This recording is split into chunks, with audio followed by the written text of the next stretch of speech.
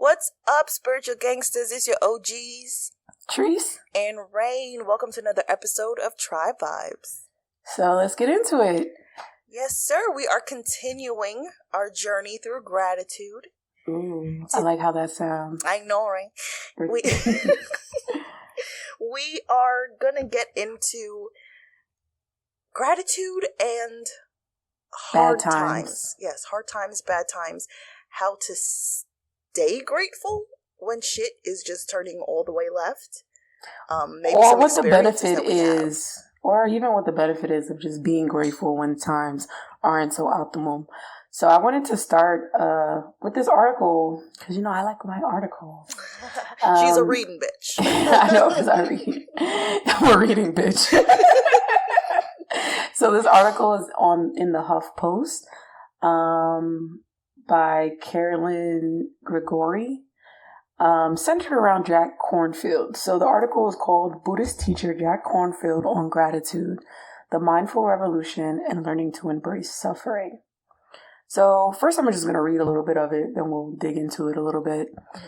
It states, we've been given the extraordinary privilege of incarnating as human beings. And of course, the human incarnation entails the 10,000 joys and 10,000 sorrows, as it says in Te Te Ching.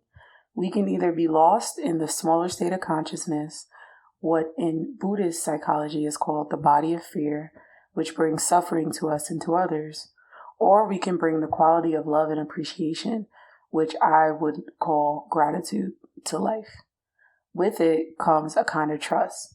Life keeps recreating itself and presenting itself with miracles every day. So I like how they kind of started off the article, because that whole 10,000 joys and 10,000 sorrows, right. We're going back to duality, which is in everything in life. That is life, yeah.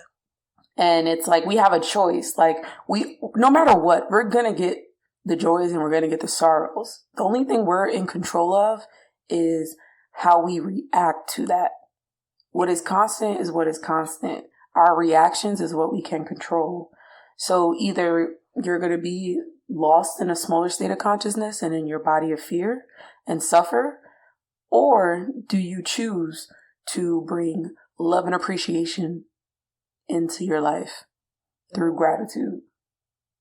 I like that. I like how the article even starts off by saying, we have been given the extraordinary privilege of incarnating as human beings. Facts. And me personally, I have plenty of days where I'm like, yo, I'm tired of fucking humans. Like, I'm over this. But what if we can be butterflies like Erykah Badu exactly, said, right? Or some trees or some shit. I would be just fine. But it's putting in your mind that, even though whatever your circumstances, you are here, you are alive, you were chosen to exist during this time. So let's just even start off being grateful with that. And even let's just take a second and think about the privileges of being a human being. Like, granted, I know when times get hard, we feel like, well, I shouldn't say we. I feel like, damn, if I was just like a fucking tree or like a lizard or a butterfly or something, I'd be just chilling, living my life without all these like emotions and thoughts and this and that. But it's like, nature is just as vicious. It's just different, and you have to be grateful for what you have. You have to be grateful that you have the privilege to use your mind as you so choose. Now, if you just happen to not be in control of your own mind, that's a different thing. But I feel like as a human, the biggest challenge for me as a human is really just controlling your own mind and thoughts and the way you view things. And I think that's where gratitude comes into play, because it kind of grounds you within those joys and sorrows. In that case, then it's kind of fitting that the article that you chose is from a Buddhist background, because right. When you think about it, they, like monks, they have to have control over their urges because, they can't have sex. They aren't allowed a lot of the worldly pleasures and stuff that we have, or attachments, correct? So, I don't know. Like, I know gratitude is, we always say, is talked about in every religion, but in the Buddhist religion, I feel like we can definitely find stuff that might help us in a different way, yeah. Exactly, in a different way, because they know what it's like to go without for a lot of reasons. Go without food because they fast, to go without sex because they can't, go without. It's like they're constantly trying to overcome the natural desires that the previous, religion showed us that we always have. Yeah. So even though they might be in a situation where it seems like they're going without, but they have the mindset of being grateful for what they do have. Overcoming that body of fear. There you go. So let me continue. So the article continues to say, in some Buddhist traditions, there's a prayer in which one makes a rather unusual request of the universe. Bring me challenges and obstacles. Hell no. Sorry. In certain temples that I've been to, there's actually a prayer that you may ask. Okay. In certain temples that I've been to, there's actually a prayer that you make asking for difficulties. Western Buddhist master Jack Kornfield told the Huffington Post, "May I be given the appropriate difficulties so that my heart can truly open with compassion." Imagine asking for that. Being grateful for not only life blessings, but also its suffering is a key component of living a spiritual life, and more broadly to a fulfilling and meaningful life. I can't think of somebody wanting to be like, bring on the pain, God. Hey. But if it wasn't for ease up, bruh. You know what? It's like the kind of like out of darkness comes the light, because I think of everything kind of like a rubber band, right? And let's say on one side, like say you're holding a rubber band in between your fingers. Right. You go to the right, that's the light. You go to the left, that's the darkness, right? Now, the more you stretch and get into one side, it helps you catapult you into the other side. So that's how I try to think of like darkness to light, because the deepest you've been in the dark, the more you can catapult into the light. You wouldn't even appreciate or know how beautiful things were if you didn't have any negative in your life. If you did not have any type of suffering, any type of inconvenience, you would just be living a very stagnant life. That's why there's people who are born rich and they're doing drugs, they're doing this, they're doing that because they're chasing heights. They don't even know. They started up at the top, so they're like, they can't appreciate things. Exactly. And it's because they haven't been into the darkness to get to the light. I guess that's where the saying, like, you need darkness to see the light came from. Exactly. Like, there would be no light without darkness. That's the one. Or dark. Yeah. I get that sentiment, and you just don't like to suffer. Understand that? Who does? That's what I mean. Like fuck this suffering. Because just being a human is enough. Do you know what I mean? And you add on being a female, you add on minority, blah, blah, blah. Everybody has their own stuff, right? Right. But to be in the type of mindset where you're asking for more, that's like a brave person. They would have to be. Because a lot of Buddhists are brave. In my opinion. Go. Because it's like, you see, I guess they have more vision into knowing how much of a better person they're going to be, But let's listen back to what they said, because I feel like you're more focused on the suffering, because suffering is a trigger word for a lot of people. I mean, yeah, that's what popped out. He said, "May I be given the appropriate difficulties so that my heart can truly open with compassion." Okay. That's what he asked for. So it's not like, kill my soul or something like that. No. He's asking for the appropriate challenges so he can grow in this. Because what are we here for? Like, we're here right now in this moment, living this life with our free will. Granted, sometimes we feel like we don't have free will, but in this type of society, especially if you live in America, you have some degree of free will and what, you can do in your life, right?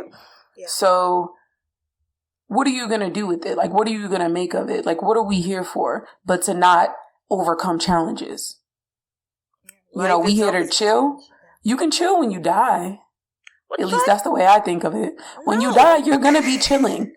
This is the eternal chill. I promise you. Now. That whole us when I'm dead. People want to sleep their whole life just to sleep when they're dead. It's soft. I want to sleep now, nigga. But I'm not saying rest now. But I think it's all about balance. And like you said, I want to rest now. It's all about balance. And I think that's the point where the gratitude comes in, because when you're faced, because, it's valleys and peaks. You're not always going to be challenged your whole life.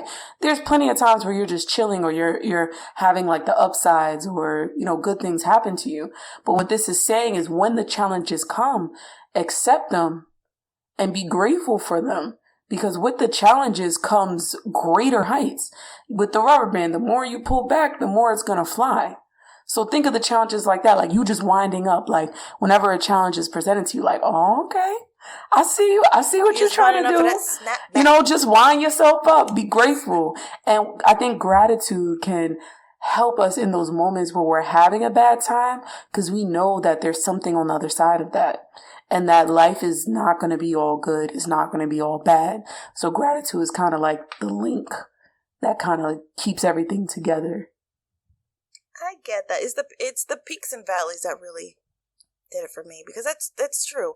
I mean, the saying was, there is no light without darkness, and the reverse is true. Then there would be no darkness without light. Like, your life has to be up before you go down. And then when you go down, you go back up. It's like you're transmuting your experience so you can truly grow and develop your strength of character and, your perseverance. That and you're part. Just turning, yeah. It's like like magic. Ask for strength. I've heard that.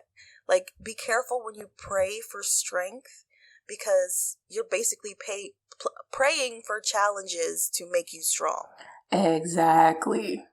That ties it up perfectly. So Buddhists may say it literally, but I mean, I grew up Christian, so Christians have their own version of that. I just realized. Yeah. What's their own version of that? When they pray for strength. Oh, yeah, that's true. Yeah. We do that. Okay. I think God. Look at God. I think the hard part with bad times too is when you end up dealing with negative people. So, and by the way, that's the end of that article. So I just wanted to get into what the Dalai Lama says we should do about negative people. The Dalai Lama says we should even be thankful for our enemies, for they have much to teach us about equanimity and understanding and forgiveness. What if we approach slights and insults as an opportunity for practice? What if we were thankful for the hardships that challenge us to grow and transform? That's that big thank you to my haters. Mm-hmm. We do it already. We subconsciously do it already. We do that. Thank you to my haters, because without you, I wouldn't be here. I wouldn't be here. But I think also, like, you shouldn't really boast about it. No. I'm just saying, like, we kind of do that. But yeah. But you can still say thank your haters, though, but just in a more equanimable light, meaning it's like whenever you have negative people, they challenge your positivity. Like, that's why they're around. They're trying to challenge your positivity, and they're trying to take your energy from you because they're miserable. So if they see that you're all happy and you're this and you're that, and you stand 10 toes down in your happiness and in your character and your resolution, most likely either a couple of things will happen. Either they'll go away, or they'll stop talking and look and feel stupid. Or maybe they'll turn positive themselves. I mean, either way, they didn't achieve their goal because you have your energy still, but I like that. By the way, you're such a New Yorker. 10 toes down, nigga. 10 toes down, nigga. But yeah, like you have to stay like 10 toes down and like who you are and your values and your gratitude. Don't let negative people and negative energies get around you and start making you act up. Because if somebody else can take you out of your character wasn't that strong to begin with. And that's not saying as a bad thing. It's just as something like, just work on yourself. You know, because whenever I felt like somebody got me out of my character, I had to sit and think like, why did that happen? Like, what did that person do to have the strength over me for me to act in that manner, and what can I do to fix that? You know, just like being honest with yourself. That is a very mature thing, and that is the goal. But for me, it's like, look, yeah, my voice is soft. Yeah, I'm a hippie, but I grew up in the thug, so don't make me do what I gotta do. I feel like there's a time and a place for everything. You gotta do something super crazy to get me out of my character. I'm sorry. You gotta like be damn near like about to, I guess, challenge my safety as a person. Other than that, there's not really too many things you can do or say that's gonna get me in a ungrateful mood. Well, that's the goal, to be unshakable. Right. Yeah. But that's like the forever goal, because you're always gonna have slights. You know, you're never gonna be perfect. Always gonna be tested. You're always gonna be tested. But my thing is just being grateful and for the negative people, because without them, you wouldn't grow either. Thank you to the haters. Yeah. And then I have some Bible quotes too. Yes, bring Christianity up. Yeah, so the thing about the Bible is all about like having a grateful heart, rejoicing out loud, praising God, being thankful for the good and the bad. And growing up in a black church with hymns and stuff. Sure. That's like all you do. There's like a whole section of like 2 hours. I shouldn't say 2 hours. It's about like an hour of just singing hymns. Mine was 2 hours. I don't know what yours was 2 hours. Mine was like an hour and a half. Jamaican and you have, you know, that old lady in the church in the front who thinks she is soprano. It just keeps on singing. Like it just keeps on and on and on. Sat down. Let this man say what he got to say so I can go home and eat. She's been waiting for like this moment in like it's her time to shine. And during the service to just shine, and she just takes it there. But yeah, so we all know about praising out loud. But 1 James 2-4 says, "Consider it pure joy, my brothers and sisters, whenever you face trials of many kinds, because you know that the testing of your faith produces perseverance. Let perseverance finish its work, so that you may be mature and complete, not lacking anything." Ooh, that part. Isn't that beautiful? That's the goal. That is the goal. I guess that's what we're trying to achieve here. Not lacking. And I like the not lacking anything part. Yeah, mature and complete. Whatever higher spirit or higher God that you believe in, they're giving you these trials and tribulations, these negative people, these hard times, so you can build up your perseverance, so you can be mature and complete. It's not working against you. Most of the time, the universe is working for you. You just have to change your perspective. And I think that's what's the beauty in gratitude, because you're grateful for it, because it's lending you the perseverance you need. It's making you mature and complete. It's letting you enter the doors of, you know, the Lord, not lacking anything. It's all for you. I like that. So basically, when hard times arrive or difficult people arrive, there's always that point where it's a choice. At the end of the day, it's a choice how you interact, how you view it, and how you move forward. So hopefully we can all look at that situation and be like, you know what? Thank you for this, because I know I'm going to get through it. And whenever we find or feel that we're slipping into the dark, practice gratitude, because that can always change your perspective and remind you that the universe is working for you and not against you. And no matter what you're doing or what stage you're in at life, there's 10,000 joys and there's 10,000 sorrows. That is the only constant in life. So let's end on a quote by Buddha. Bring him in, bring him in. Buddha said, "Let us rise up and be thankful. For if we didn't learn a lot today, at least we learned a little. And if we didn't learn a little, at least we didn't get sick. And if we got sick, at least we didn't die. So let us all be thankful. Because if you're hearing this, obviously you didn't die. So are you dead though? You still have room for gratitude. Because you're not dead though." So listen, at the end of all of this, we hope you got something out of our ramblings.